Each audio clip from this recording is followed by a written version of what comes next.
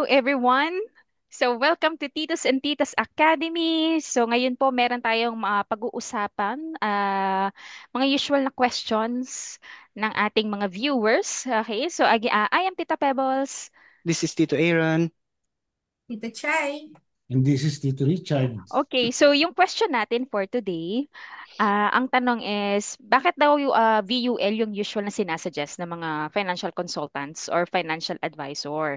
So, mas malaki daw ba yung commission ng VUL? Aba? So, as a financial advisor ba, do you think VUL is a good product? Ayan. Sino po gusto kong sumagot? Me. Okay, Tita Chai. Okay. Okay. Ito based on my experience. Unang-una, yun lang yung memorize kong product. Madali kasi talaga siyang ibenta, 'di ba? All in Yes. one kasi. Mm. Oo. So feeling ko, madali siyang ibenta. Tapos, I can explain thoroughly sa kanila kung ano yung mga benefits na pwede nila makuha. Saka, yun yung naano ko na-master ko sa Pruwan. Yun lang Mm. talaga. So ngayon, yun yung talagang first approach ko. Yun lang talaga yung, wala akong ibang inaanong product ng True Life. So yun lang. So ngayon, depende. Yung sinasabi nilang commission, na kaya mo binebenta yan dahil yan ba yung malaki yung makukomission mo dyan. So, sa akin, depende sa kukuhanin nila na policy, na plan, kasi at saka yung premium na babayaran nila. Kasi kung maliit yung premium nila, maliit lang din yung commission nyo. Katulad lalo na pag yung ibang product na sobrang traditional, 'di ba? Merong traditional din na yearly ang payment.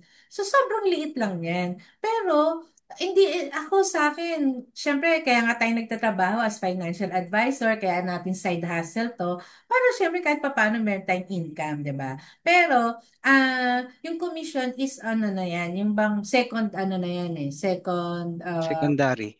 secondary na yan. Ang ako, nahahappy ako kasi pagka parang iba yung feeling na nakapag-insure ka ng isang tao. Yun yung Mhm, mhm. sa akin. Lalo na especially yung mga kamag-anak mo, yung mga close friends mo.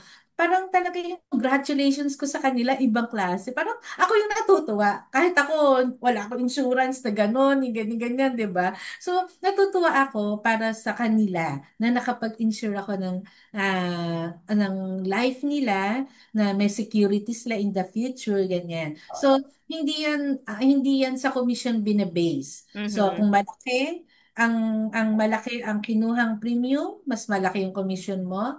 Pero kung maliit, maliit din yung commission mo. So, pag pinagsama-sama mo naman yan, as long as marami kang clients, lalaki yun. Doon lumalaki yung commission ng isang financial advisor.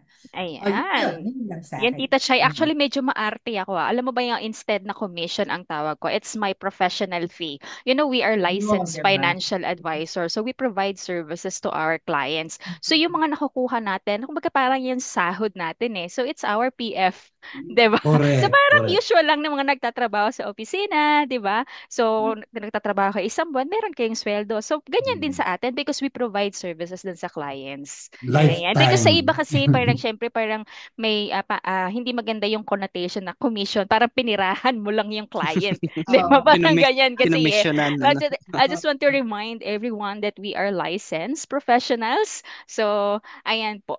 That's Mm. our, yeah, of course, every product that we offer, yan, may kaakibat niya na commission. That's our professional fee Ah, when we provide services to our clients. mm.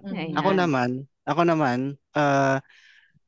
pi- sinishare ko yung VUL o yun yung binebenta ko. Actually, most ng aking binenta or ibinigay or in-advise na insurance is VUL. Bakit? Una, eto na-experience ko na ngayon yung pangalawa yata, pangalawang binentahan ko ng VUL is yung kapatid ko.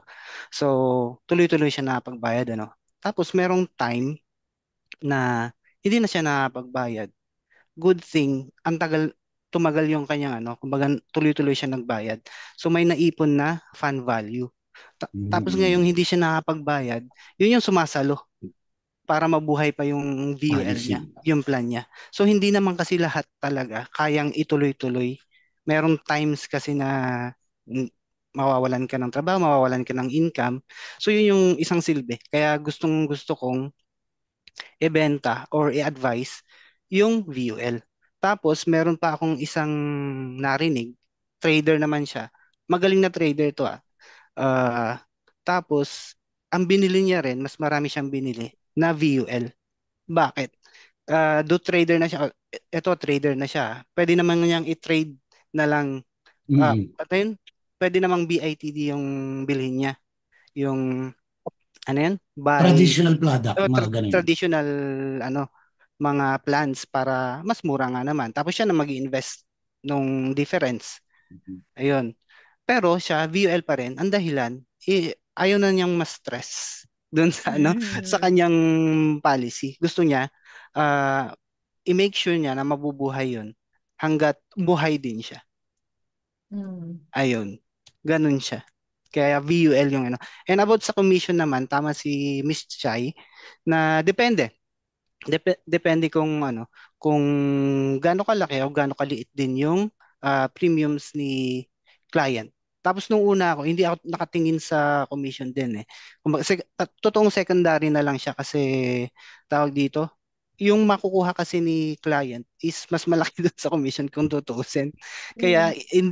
hindi mo talaga maiisip na yung commission. Pag dumating na lang, sabi mo, uy, meron ba ng blessing? Parang Mhm. ganun. Mm. Mm. Ayun siya.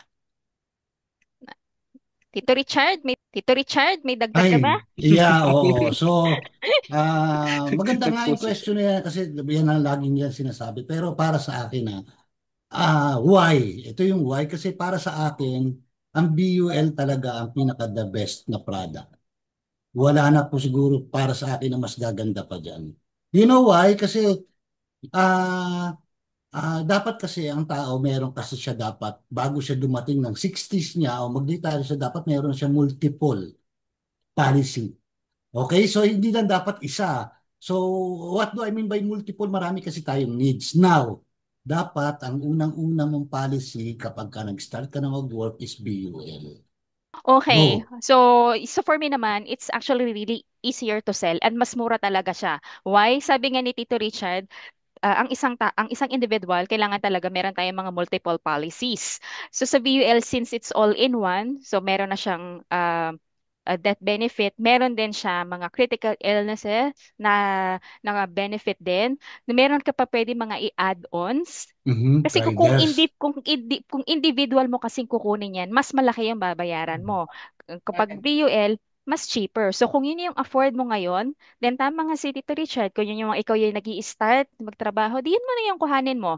Then in the future, kapag nag-increase na yung salary mo or yung ipon mo, then you can get another one. Yes. So, ayan po. So I hope na klaro at nasagot naman ang ating katanungan. So, saglit lang, nasamid ako. Teka lang. So, antabayan na lang po ang aming sunod na episode. Meron kaming mga questions pa na sasagutin. Yes. So, again, I am Tita This Pebbles. is Tito Aaron. Tito Chai. And this is Tito Richard. And we are from Titos Titos and and Titos and Titas Titas Titas Academy. Academy. Academy. Ayun. Pwede pala yan, no? Nakamute. Ay,